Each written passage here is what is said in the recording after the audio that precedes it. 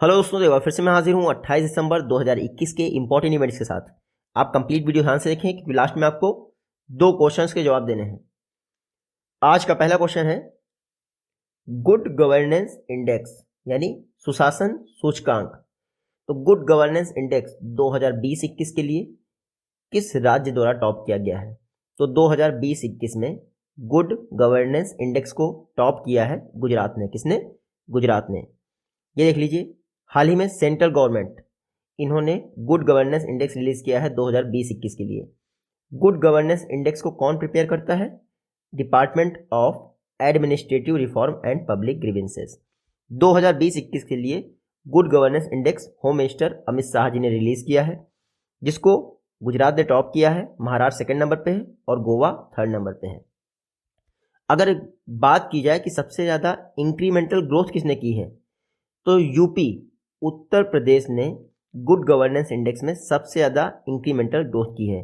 Even commerce and industry sector जो category है उसको यूपी ने टॉप भी किया है। तो बस इतना याद रखिएगा, गुजरात ने टॉप किया है गुड गवर्नेंस इंडेक्स में, यूपी ने मैक्सिमम ग्रोथ दिखाई है। वहीं अगर यूनियन टेरिटरी की बात करें तो दिल्ली ने टॉप किया है। गुड गवर्नेंस इंडेक्स 2021 इसमें 10 सेक्टर्स को कवर किया जाता है, जिसमें 58 इंडिकेटर्स शामिल होते हैं। ये 10 सेक्टर आप पढ़ सकते हैं, ठीक है। ये आप यहाँ पे पढ़ सकते हैं। कॉमर्स एंड इंडस्ट्री, इसको किसने टॉप किया है? यूपी ने, अभी मैंने बताया। तो good governance index department of administrative reform and public grievances prepare करता है। अमित शाह जी ने इसको रिलीज किया है, गुजरात ने टॉप किया है। अगला क्वेश्चन है सीआईआई द्वारा इंडस्ट्रियल इनोवेशन अवार्ड रिलीज किए गए हैं। इसको किस इंस्टीट्यूट ने टॉप किया है?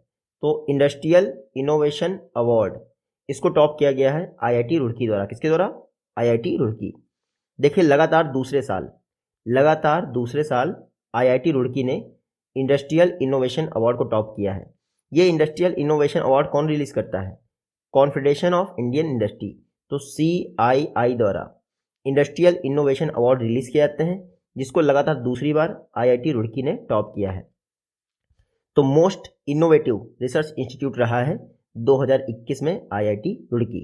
सेकंड नंबर पे रहा है आईआईटी मद्रास और थर्ड नंबर पे रहा है Indian national centre for ocean information, जो कि हैदराबाद में है। तो याद रखिएगा, इंडस्ट्रियल इनोवेशन अवार्ड किसने टॉप किया है? आईआईटी रुड़की। ये इंडस्ट्रियल इनोवेशन अवार्ड रिलीज कौन करता है? कॉन्फेडरेशन ऑफ इंडियन इंडस्ट्री, जिसकी स्थापना हुई थी 1895 में। नई दिल्ली में हेडक्वार्टर है और सीआईआई के प्रेसिडेंट हैं टीवी नरेंद्रन। बाकी आप यहाँ से पढ़ सकते हैं कि 2014 से जारी कर रहा है इनोवेशन की कैटेगरी में। अगला क्वेश्चन है 2020-21 की विजय हजारे ट्रॉफी किसने जीती है? तो क्रिकेट से रिलेटेड है। 2020-21 की विजय हजारे ट्रॉफी को जीता है हिमाचल प्रदेश ने। किसने? हिमाचल प्रदेश ने। ये देख लीजिए, हिमाचल प्रदेश ने फाइनल में तमिलनाडु को हराकर विजय हजारे ट्रॉफी जीती है। ये मैच कहाँ हुआ फाइनल? जो सवाई मानसिंह स्टेडियम है जयपुर में, वहीं पर यह मैच खेला गया। देखिए, हिमाचल प्रदेश ने तमिलनाडु को 11 रन से हरा दिया और पहली बार हिमाचल प्रदेश ने विजय हजारे ट्रॉफी जीती है। देखिए, बारिश हो गई थी, इसलिए जो विनर डिक्लेयर किया गया वो वी जयदेवन सिस्टम से डिक्लेयर किया गया। जब बारिश हो जाती है तो ये सिस्टम यूज किया जा सकता है, जैसे डकवर्थ लुईस नियम होता है। तो विजय हजारे ट्रॉफी किसने जीती है? हिमाचल प्रदेश में। हराया किसको है? तमिलनाडु को 11 रन से हराया है। ये रणजी का वनडे ट्रॉफी है विजय हजारे, याद रखिएगा। 2002-03 से स्टार्ट की गई थी। सबसे ज़्यादा बार विजय हजारे ट्रॉफी जीती है तमिलनाडु ने, 5 बार, और लास्ट टाइम जीती थी मुंबई ने। नेक्स्ट क्वेश्चन है रक्षा मंत्री राजनाथ सिंह जी, इनके द्वारा ब्रह्मोस मैन्युफैक्चरिंग सेंटर, इसकी आधारशिला कहाँ रखी गई है? तो ब्रह्मोस मैन्युफैक्चरिंग सेंटर इसकी आधारशिला रखी गई है लखनऊ में। कहाँ पे? लखनऊ में। ये देख लीजिए, राजनाथ सिंह जी द्वारा ब्रह्मोस मैन्युफैक्चरिंग सेंटर की आधारशिला रखी गई है लखनऊ में। इसका नाम होगा defence technology and test centre. याद रखिएगा, ये है राजनाथ सिंह जी द्वारा लखनऊ में ब्रह्मोस मैन्युफैक्चरिंग सेंटर की आधारशिला रखी गई है। तो ब्रह्मोस एक सुपरसोनिक क्रूज मिसाइल है। देखिए, जो क्रूज मिसाइल होती हैं, मिसाइल जो होती हैं वो सबसोनिक, सुपरसोनिक और हाइपरसोनिक होती हैं। सबसोनिक कौन सी होती हैं? जिनकी स्पीड 1 मैक से नीचे रहती है। 1 मैक इक्वल टू क्या होता है? स्पीड ऑफ साउंड, और साउंड की स्पीड क्या होती है? 332 मीटर पर सेकेंड, याद रखिएगा। तो जो 1 मैक से नीचे जिनकी स्पीड होती है वो सबसोनिक होती हैं। ब्रह्मोस सुपरसोनिक है, यानी इसकी स्पीड 1 मैक से ऊपर होगी और 5 मैक से नीचे होगी। तो 2.8 मैक है ब्रह्मोस की स्पीड, और 5 मैक से जो ऊपर होती हैं उनको कहते हैं हाइपरसोनिक। तो ये ब्रह्मोस मैन्युफैक्चरिंग सेंटर लखनऊ में इनॉग्रेट किया, आधारशिला रखी गई है राजनाथ सिंह जी द्वारा। ये डीआरडीओ की लैब में मैन्युफैक्चर किया जाएगा। डीआरडीओ की बात करें 1958 में स्थापना हुई थी। चेयरमैन है डॉक्टर जी सतीश रेड्डी, और डीआरडीओ द्वारा अभ्यास को सक्सेसफुली टेस्ट किया गया है चांदीपुर टेस्ट रेंज से। और अभ्यास मैंने आपको बताया था ये टारगेट है ब्रह्मोस जैसी मिसाइल के लिए। अगला क्वेश्चन है, इंडिया किस वर्ष तक विश्व में 6th यानी 6वीं सबसे बड़ी अर्थव्यवस्था बन जाएगा? तो इंडिया 2023 तक, कब तक? 2023 तक विश्व की सबसे बड़ी, तीसरी सबसे बड़ी, तीसरी बोल रहा हूँ मैं, 6वीं सबसे बड़ी अर्थव्यवस्था बन जाएगा। तो ये अप एंड डाउन चलता रहता है, तो इसमें कुछ कंफर्म नहीं है, हमेशा याद रखिएगा। बस इंडिया की जो इकोनॉमी है वो 2023 तक फ्रांस और ब्रिटेन को छोड़ते हुए 6वीं सबसे बड़ी इकोनॉमी बन जाएगी। तो 2022 में इंडिया फ्रांस को पीछे छोड़ देगा और 2023 में ब्रिटेन को पीछे छोड़ देगा। यूएस 2030 तक विश्व की सबसे बड़ी अर्थव्यवस्था रहेगा और 2030 में चाइना यूएस को पीछे छोड़ देगा। ये बात की जाती है किसके आधार पे? पर कैपिटा इनकम के आधार पे। लेकिन अगर परचेसिंग पावर पैरिटी की बात करेंगे तो चाइना नंबर 1 पे आ जाएगा। तो इंडिया जो है 2023 तक विश्व की 6वीं सबसे बड़ी अर्थव्यवस्था बन जाएगा। यहाँ देख लीजिए 2022 में पहली बार वर्ल्ड इकोनॉमिक आउटपुट $100 ट्रिलियन के ऊपर चला गया। अगला क्वेश्चन है, 2021 में किस बैंक द्वारा CII के डिजिटल ट्रांसफॉर्मेशन अवार्ड को जीता गया है? तो डिजिटल ट्रांसफॉर्मेशन अवार्ड इसको जीता है HDFC बैंक ने। किसने? HDFC बैंक ने। ये देख लीजिए HDFC बैंक द्वारा 2021 के डिजिटल ट्रांसफॉर्मेशन अवार्ड को जीता गया है। तो मोस्ट इनोवेटिव बेस्ट प्रैक्टिसेस के लिए डिजिटल ट्रांसफॉर्मेशन अवार्ड जीता है HDFC बैंक ने। डिजिटल ट्रांसफॉर्मेशन अवार्ड कौन देता है? कॉन्फेडरेशन ऑफ इंडियन इंडस्ट्री, जिसके विषय में अभी हम पढ़ चुके हैं। तो डिजिटल ट्रांसफॉर्मेशन अवार्ड किसने जीता है 2021 के लिए? HDFC bank. HDFC बैंक की बात करें 1994 में स्थापना हुई, मुंबई में हेडक्वार्टर है, CEO है शशिधर जगदीशन। HDFC का फुल फॉर्म आप यहाँ से पढ़ लीजिए। अब आप एक बात कंफर्म कर लीजिएगा, फिनेंशियल ईयर 21 के दौरान डिजिटल ट्रांजैक्शन के मामले में टॉप किसने किया है? बैंक ऑफ बड़ौदा ने। डिजिटल ट्रांजैक्शन की बात की जाए तब। लेकिन जब आपसे ये पूछा जाए कि CII के डिजिटल ट्रांसफॉर्मेशन अवार्ड को किसने जीता है, तो HDFC ने। इतना है कि डिजिटल ट्रांजैक्शन को टॉप किया है बैंक ऑफ बड़ौदा ने, डिजिटल ट्रांसफॉर्मेशन अवार्ड जीता है HDFC बैंक ने। अगला क्वेश्चन है, विरल देसाई ने global environment and climate action citizen award जीता है। ये कहाँ से बिलोंग करते हैं? तो विरल देसाई बिलोंग करते हैं सूरत से। कहाँ से? सूरत से। गुजरात का एक शहर है सूरत, डायमंड सिटी कहते हैं इसको। सूरत के जाने माने उद्योगपति इंडस्ट्रियलिस्ट विरल देसाई को global environment and climate action citizen award दिया गया है UAE में। देखिए global environment and climate action citizen award Dubai में दिए जा रहे थे, जहाँ पर विरल देसाई को सम्मानित किया गया है। विरल देसाई सूरत से बिलोंग करते हैं, इनको ग्रीन मैन कहा जाता है। क्या? Green man. तो दुबई में विरल देसाई को global environment and climate action citizen award दिया गया है। विरल देसाई इंडिया से एकमात्र पर्सन है जिनको क्लाइमेट एक्शन के लिए यह सम्मान मिला है। इसके अलावा 11 देशों के 28 लोगों को यह अवार्ड दिया गया है। लेकिन आप विरल देसाई का नाम याद रखिएगा, सूरत से हैं। कहाँ से? सूरत से। तो क्या मिला इनको? Global environment and climate action citizen award. UAE में मिला है, तो UAE देख लीजिए, अबू धाबी कैपिटल है, करेंसी है दिरहम। प्रेसिडेंट खलीफा बिन जायद अल नहयान। अगला क्वेश्चन है, the healthy states progressive India report NITI Aayog द्वारा रिलीज की जाती है। हाल ही में इसका कौन सा एडिशन रिलीज किया गया है? तो नीति आयोग ने the healthy states progressive India report का 4था एडिशन रिलीज किया है। कौन सा? 4था। ये देख लीजिए, नीति आयोग द्वारा the healthy states progressive India report का 4था एडिशन रिलीज कर दिया गया है। ये जो रिपोर्ट है 2017 से इसको पब्लिश किया जाता है, नीति आयोग ही इसको पब्लिश करता है। अब बात करते हैं कि लार्जर स्टेट्स की कैटेगरी में किसने टॉप किया है? तो यूपी ने टॉप किया है, असम सेकंड नंबर पे है। स्मॉलर स्टेट्स की बात करें तो मिजोरम और मेघालय टॉप 3 में है, टॉप 2 में है। तो ये healthy states progressive India report याद रखिएगा 4था एडिशन रिलीज किया गया है। यहाँ आप देख सकते हैं, अगर देखना चाहें तो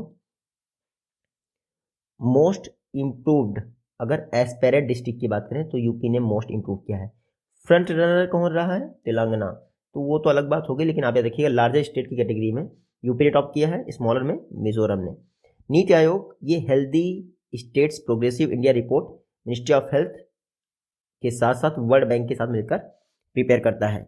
इसमें 24 इंडिकेटर्स हैं। कितने? 24। गुड गवर्नेंस इंडेक्स में 54 से ऊपर है, ठीक है, 50 से ऊपर है। और प्रोग्रेसिव इंडिया रिपोर्ट में 24 इंडिकेटर्स हैं, याद रखना है। राजीव कुमार जी जो कि वाइस चेयरमैन है नीति आयोग के, उन्होंने इसको रिलीज किया है। नीति आयोग ने कुछ दिन पहले ही वर्नाक्युलर इनोवेशन प्रोग्राम लॉन्च किया है 22 भाषाओं में। तो सब याद रखिएगा, एक दो बार देख लीजिएगा, पता चल जाएगा। नेक्स्ट क्वेश्चन है नेशनल बुक ट्रस्ट, इसकी स्थापना किस वर्ष की गई थी? नेशनल बुक ट्रस्ट की स्थापना की गई थी 1957 में, 1957 में। नेशनल बुक ट्रस्ट चर्चा में इसलिए है, प्रधानमंत्री युवा मेंटोरशिप स्कीम के तहत इन्होंने ऑल इंडिया कॉन्टेस्ट ऑर्गेनाइज किया था नेशनल मूवमेंट ऑफ इंडिया पर, यानी नेशनल मूवमेंट ऑफ इंडिया पर ऑल इंडिया कॉन्टेस्ट ऑर्गेनाइज किया था नेशनल बुक ट्रस्ट ने। उसमें 75 ऑथर्स जो हैं सिलेक्ट किए गए हैं। अब इनको मेंटरशिप दी जाएगी। ये जो 75 ऑथर्स हैं ये 30 वर्ष से कम आयु के हैं। तो ऑल इंडिया कॉन्टेस्ट 1 जून से 31 जुलाई तक चलाया गया MyGov national book trust platform पे। किसने चलाया? नेशनल बुक ट्रस्ट ने। तो प्रधानमंत्री युवा मेंटरशिप प्रोग्राम के तहत अब इन सभी को स्कॉलरशिप दी जाएगी। नेशनल बुक ट्रस्ट की बात करें, इसका मोटो है एकः सूते सकलम। National book trust ministry of education के तहत आता है। 1957 में इसकी स्थापना हुई थी। नेशनल बुक ट्रस्ट के चेयरमैन हैं गोविंद प्रसाद शर्मा जी, आप इतना याद रखिएगा। नेक्स्ट क्वेश्चन है South African of the year award किसने जीता है? तो south African of the year award ये जीता गया है डॉक्टर इम्तियाज सुलेमान। डॉक्टर इम्तियाज सुलेमान, ये देख लीजिए, ये हैं आपके डॉक्टर इम्तियाज सुलेमान। इन्होंने South Africa of the year award जीता है। South Africa of the year award doctor Imtiaz Suleman. तो भारतीय मूल के हैं डॉक्टर इम्तियाज सुलेमान, इन्होंने South Africa of the year award जीता है। ये जो डॉक्टर इम्तियाज सुलेमान हैं ये गिफ्ट ऑफ द गिवर्स के फाउंडर भी हैं। गिफ्ट ऑफ द गिवर्स क्या है? डिजास्टर रिलीफ ग्रुप है। तो गिफ्ट ऑफ द गिवर्स के फाउंडर डॉक्टर इम्तियाज सुलेमान ने south African of the year award जीता है। ये कौन देता है?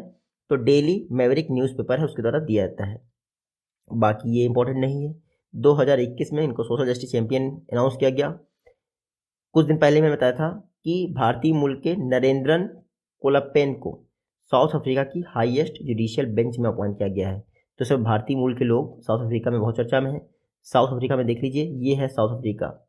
कैपिटल 3 है, Victoria, Johannesburg, Cape Town. President कौन है? Cyril Ramaphosa. Cyril Ramaphosa. Currency क्या है? South African Rand.